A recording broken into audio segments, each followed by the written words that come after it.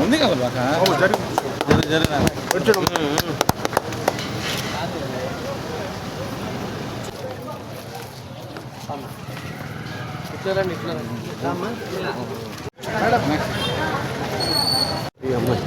చిన్నగా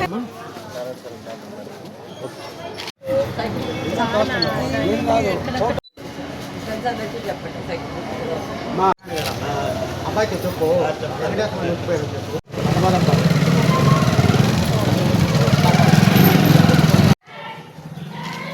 ఏమ్మా నువ్వేమైనా కూడా దూరం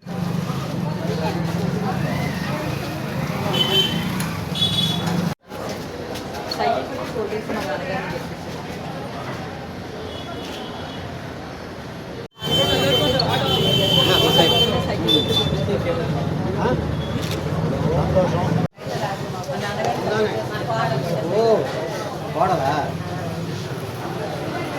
చాలా కాలం లక్షణాలు చూసి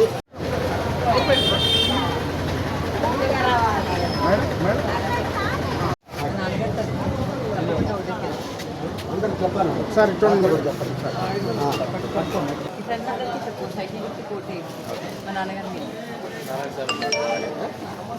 sir sir sir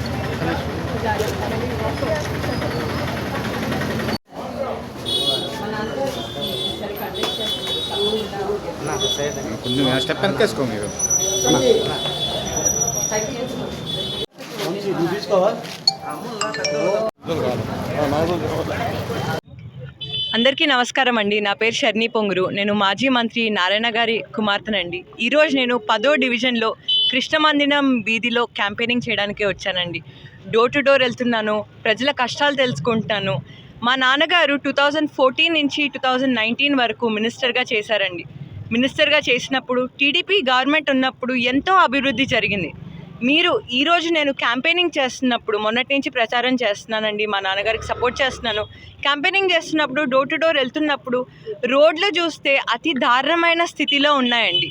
TDP government ఉన్నప్పుడు రోడ్లు ఎంత బాగా చేశారో మీ అందరికీ తెలుసు.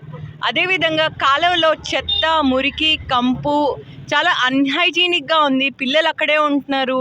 పిల్లలకి డెఫినెట్గా అది మంచిది కాదు. ఇప్పుడు ఉన్న పరిస్థితి ఏంటి, ఒకప్పుడు 2014 నుంచి 2019 వరకు ఉన్న పరిస్థితి ఏంటి, నెల్లూరు ఎంత బాగా అభివృద్ధి అయింది, ఇప్పుడు నెల్లూరు ఎలా ఉంది, అదే అభివృద్ధి వైసీపీ పార్టీ నిజంగా కంటిన్యూ చేస్తుంటే ఎలా అయ్యేది? మీరు ఒక్కసారి ప్రజలందరికీ నేను అడుగుతున్నానండి, మీరు ఒక్కసారి ఆలోచించండి. ఆలోచించి ఒక నిర్ణయం తీసుకోండి. ఓటేసే ముందు గృహ నిర్మాణం తీసుకోండి. 47,000 హౌసెస్ 8 monthsలో చేశారండి. అదొక మామూలు విషయం కాదు. నారాయణ గారికి చేయాల్సిన అవసరమే లేదు, ఎవరు చెప్పలేదు చేయమని. కానీ ఎవరికన్నా బేసిక్ నెసెసిటీ ఒక ఇల్లు, బేసిక్ నెసెసిటీ తాగడానికి మంచి నీళ్ళు, తాగడానికి నీళ్ళు కూడా ప్రొవైడ్ చేశారు. బ్లూ పైప్స్ వేశారు ప్రతి ఒక్క దగ్గర, ప్రతి ఒక్క ఇంట్లో. కానీ వైసీపీ ప్రభుత్వం వచ్చి అది ఆపేశారు. గృహ నిర్మాణం ఏమైంది? 47,000 హౌసెస్ చేశారండి 8 monthsలో. ఇప్పుడు ఆ హౌసెస్ పరిస్థితి ఏంటి, ఎలా ఉన్నాయో దాని పరిస్థితి ఏంటి ఒక్కసారి మీరు గమనించండి.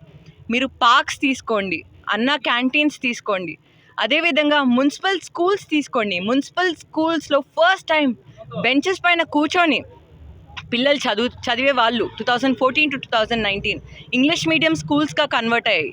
ఇదంతా ఎవరు చేశారు? టీడీపీ గవర్నమెంటే చేశారు. 2014 నుంచి 19 వరకు ఆ అభివృద్ధి ఏమైపోయింది ఇప్పుడు? ఒక్కసారి మీరు అందరూ ఆలోచించి ఒకసారి నిర్ణయం తీసుకోండి.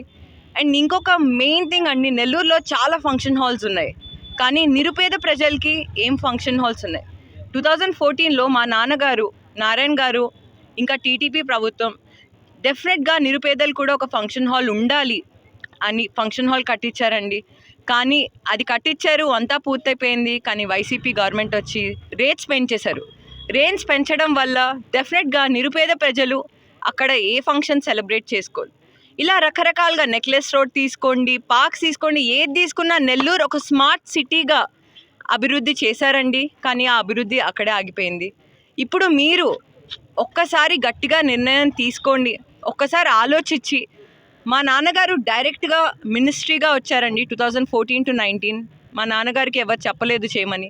ఇప్పుడు ఒకసారి అవకాశం ఇచ్చి చూడండి, అప్పుడే అంత అభివృద్ధి చేశారు.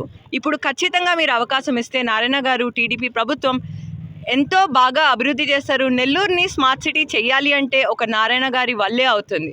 మీరు ఒకసారి నిర్ణయం తీసుకొని ఆలోచించి ఓటేయండి. టీడీపీ ప్రభుత్వానికి ఓటేయండి, నారాయణ గారికి ఓటేయండి, సైకిల్ గుర్తుకి ఓటేయండి. ఎమ్మెల్యేగా నారాయణ గారిని, ఎంపీగా విపిఆర్ గారిని ఓటేసి గెలిపించండి. ఖచ్చితంగా నెల్లూరు ఎంతో అభివృద్ధి చెందుతుంది. నమస్తే. మరెన్నో వీడియోల కోసం మా ఛానల్ ని సబ్స్క్రైబ్ చేసుకుని పక్కనే ఉన్న బెల్ ఐకాన్ ని క్లిక్ చేసి యాక్టివేట్ చేసుకోండి.